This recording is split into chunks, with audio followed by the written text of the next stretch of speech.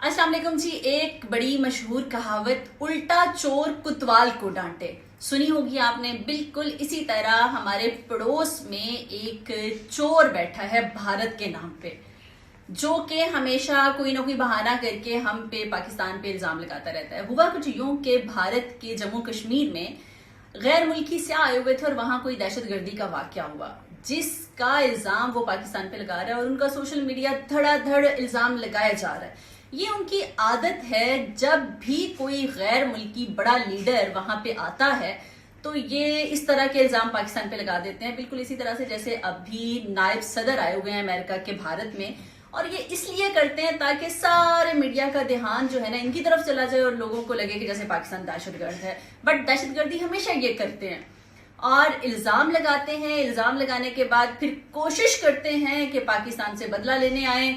जब आते हैं तो दुनिया ने देखा कि क्या होता है, पाकिस्तान की सरहद में घुसने की कोशिश की और फिर हमने इतना अच्छा इनका इस्तकबाल, हमारे लफ्जों में तो इस्तकबाल ही था, इतना अच्छा इस्तकबाल किया कि बाद में इनको कहना पड़ा टी वाज फैंटास्टिक। अभिनंदन का वाकया तो इनको याद ही होगा।